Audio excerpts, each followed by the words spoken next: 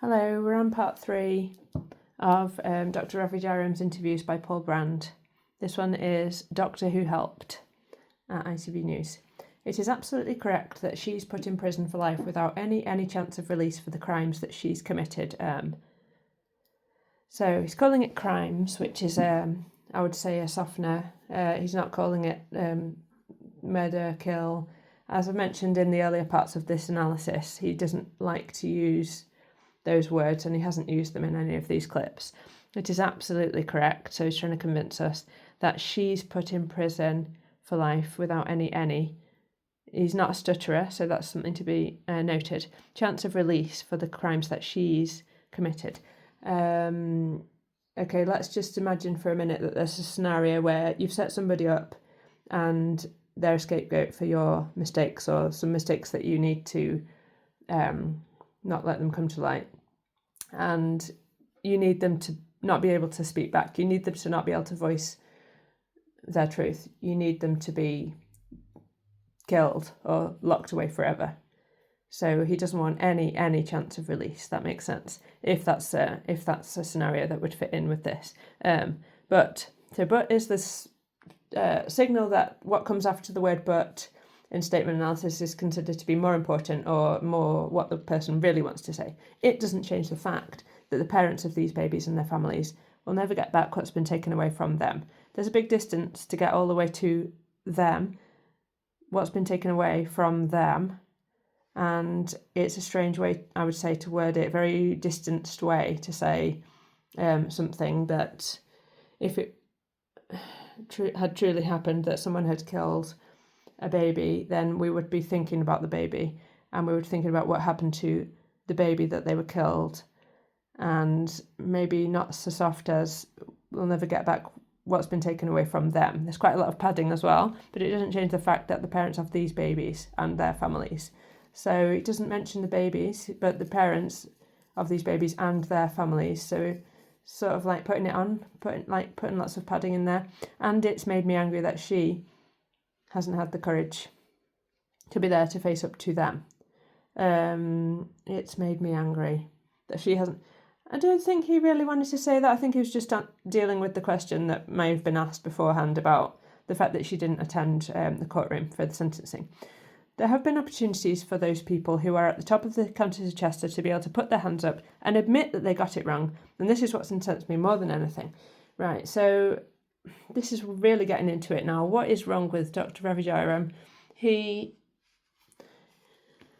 has gone to all these lengths to try and get the execs to admit that babies have died because of a nurse being to blame for killing them. He's gone to all this length. He's gone to years of conniving, I could call it. Sorry, doctor, to get this agreed in a court of law that she did this. And finally, have the execs agreed with him that they were wrong, he was right?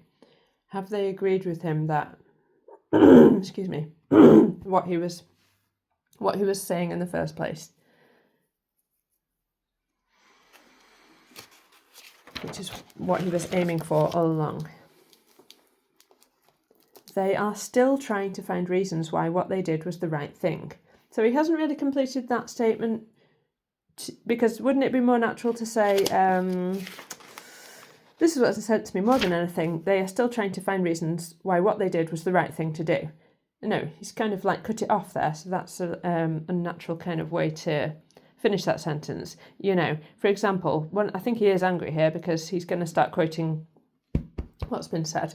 For example, one of them said, oh, well, we weren't loud enough in expressing our concerns. Well, he's gone into we. It was supposed to be what they were going to say. So sorry, he's not quoting them on this bit. He's actually gone into his thought process here. For example, one of them said, oh, well, we weren't loud enough in expressing our concerns. So this we of like him and the other, Dr. Breary and co, the gang, we weren't loud enough in expressing our concerns. This group, it's very important to him, and he wants to show that he is a part of that group. It's not just him. We weren't loud enough in expressing our concerns. how much louder could we be? So he's kind of like, it's like he's conveying the argument that he had inside his own head. You know, like when you're trying to figure something out and it doesn't make sense because it's a cognitive dissonance. I know that, like, let's say I know that I made mistakes and a baby died partly as a result of me making mistakes. And then I want to blame a nurse who was always on shift and I thought she was doing a good enough job to manage the things that I couldn't do myself. So let's say then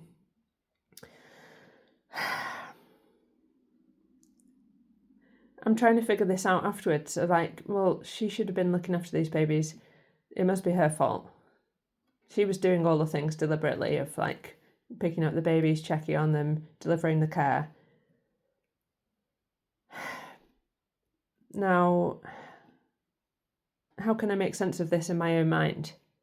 How can I make sense? Because I can't accept that it was my fault. I can't, for whatever reason. And that I can't accept that I made this up to myself, to my own conscience. We were loud enough for you to try and vilify us and smear us and drive some of us to the point of applying for jobs in other hospitals. Emotional reasoning. To him, his ego hurt with, being told that he's bullying people and that him and a group of people are being so-called attacked by this smear campaign and being driven to the point of applying for jobs in other hospitals. Not even applying, not even leaving. The point of applying for jobs in other hospitals. Is this really as bad as being accused of murder and put in prison for the rest of your life? To him, this is really as bad as being put in prison for the rest of your life for murder, is being vilified and driven to the point of applying for jobs in other hospitals. To him, that equates. Do you see what I'm trying to say? There's something very, very, very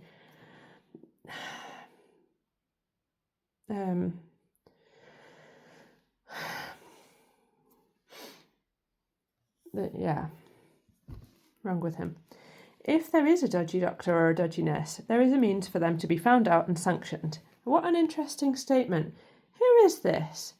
Because obviously he's not talking about Lucy Letby in this part of his statement, because if there was a means, then he wouldn't have had all this trouble in bringing it to light and taking her to get by the police and get put in prison. He wouldn't have had all this trouble if there was this like perfectly easy process of having her found out and sanctioned. So that definitely does not link with his narrative of her being to blame. If there is a dodgy doctor, he's talking about himself. There is a means for them to be found out and sanctioned. So in other words, he's at risk for being found out for the things that he's done wrong. There is a means for that to happen. As far as I can tell, for people in senior NHS management positions, there is no robust system of accountability or appraisal. This is the culture in the NHS and it has to change.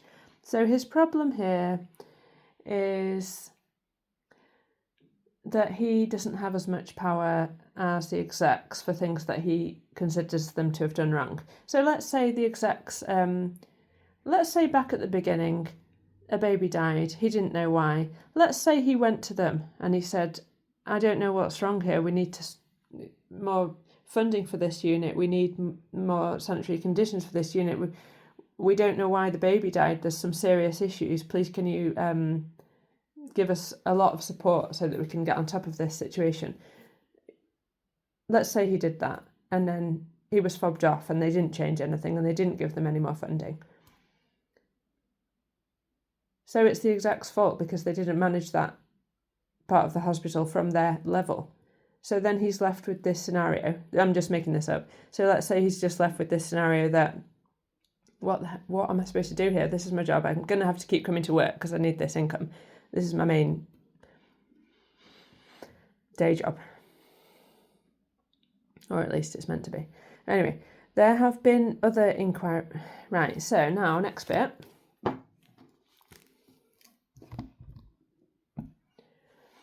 There have been other inquiries into NHS scandals, which have been statutory full public inquiries. Why on earth would this be announced as a non-statutory inquiry?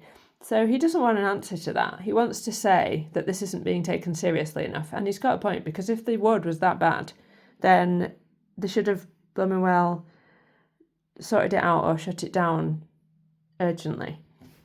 Okay. So if they were warned by Tony Chambers and co not to take any of this to the police back,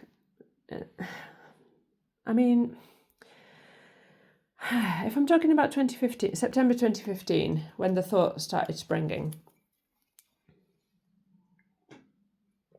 what are you going to take to the police? Because the springing thought, if you know what I'm referring to in one of my earlier parts of this analysis, you can't really take that thought to the police, but you could take to the police, like, I've got a ward here, babies are dying, the execs aren't sorting it out. Okay, so there must be something in there that you could take to the police if you really were noticing an unsafe environment for the babies. Hopefully you would be noticing. Right, so Paul Brown gives his answer. Well, the Prime Minister thought it would be faster. Is the priority speed? The speed at which Dr. Ravi Jairam jumps in here to redirect and put the agenda onto what he wants to talk about is absolutely politician-like, very, very swiftly done. I would much rather have an inquiry that asked the right questions, took as much time as it needed to get the right answers. Yeah, so he's got a point. I'm not hero, Paul. I was doing my job. I don't think he was doing his job. That's why he's using this word, doing. He wasn't doing his job. That's why he's not a hero. He knows that. I'm not a hero, Paul. He couldn't even say it properly. He goes totally into a different demeanour in this part.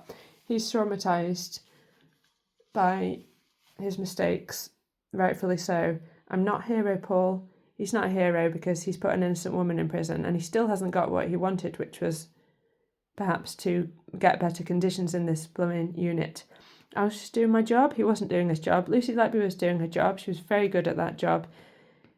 Let's say, relating to one of my earlier points, that he is someone who grew up in neglect and he isn't capable of delivering very good care. I'm really sorry if that's true. I'm really sorry. That's a very difficult position to be in. You shouldn't be a doctor in that. And his voice is really like slurred and noticeably different. It's my job to look after babies and children. If any meaningful change about, and he regains composure here, how the NHS reacts and responds to serious and even relatively minor patient safety concerns changes as a consequence of all of this, then I might possibly consider that I've done something heroic. Right now, I just think that I've done what I should have done. Okay then. Right, I'm not going to spend too long on this because I'm getting tired, it's getting long, but let me know if you've got any thoughts about all of this rather than me just analysing it. Because I need to work with my energy levels as well. So yeah, I think he's got a point there, hasn't he? I mean, if he goes to prison now for all this perjury, and as a result of that, things do improve for babies, and oh, that's the end of that one. Right, so now I have a couple of conclusions, but let's just go into a couple of these. He blames senior staff, not Lucy Letby. That's what I think. That's my interpretation. Blame is a big topic for him. Again, my personal interpretation that he grew up in neglect and he blames people for things. Things can't just happen without there being someone to blame. So he doesn't want it to be him. He doesn't want it to be him. It is him, but some of it, maybe, perhaps. Proving we're right, they're wrong. So it's a power game. Ravi helped send Lucy to jail to try and get hospital bosses to see his point of view. And it still hasn't worked. This is what has incensed him. Not because he has anything personal against her, yeah, maybe. Because I think what he has against her could be the fact that she's very good at her job and that's triggering to him. She's doing a lot of work, or at least she was. Whereas he was in the corridor writing notes about what he's going to say on telly and, what he's missed his calling. He isn't cut out for this. Let's just imagine, okay, an Indian family. Growing up, he was told he was a doctor. He's going to be a doctor. From before the age of 2, he's been told Ravi's going to be a doctor. It's not really what he's good at. He he has trauma which, I'm making this up, this is my interpretation, he has trauma which affects his ability to do that kind of job. He wants to be maybe a singer and a dancer. He's good at that. He wants to enjoy his life. He wants to do things. Or even a politician, he's good at talking. He's good at coming up with these catchphrases and getting people to say what he says. It's chilling and deliberate harm and all these catchy ways of describing things. Babies' lives, not because he has anything. Babies' lives, no mention that they were people, not just the parents. Actual people who died are not mentioned. In any of these clips, he doesn't talk about any of the babies. It's really so noticeable and sad, and I think is so sensitive to him that he might be partly to blame for any of these babies dying. Is like he feels a victim in that. Maybe, again, I'm making this up, so let's say he's been pushed into this career choice. He's lived most of his life in this career choice. He's spent time trying to avoid the jobs that he's supposed to be doing in there because he knows he's not really very good at them and he can't actually do them very well, or it's not really, he's not in his element there. He would have loved to do something different with his life, and what's happened as a result of him not being in his own purpose in his life, what has he done? You can hear the cat eating in the background. What has he done as a result of not understanding the difference between his emotions and his thoughts? And what has he done as a desperate attempt to be part of a group, part of a gang, and part of the people who are right, who have the answer, who have the phrase, who know what to do about these things? And what has he done to put right what mistakes he might have made? What has he done to put that right, if anything? So I think that is the end of this analysis. I did have a couple of other thoughts. That's more or less it. I'm going to leave it there. All right, thanks everybody.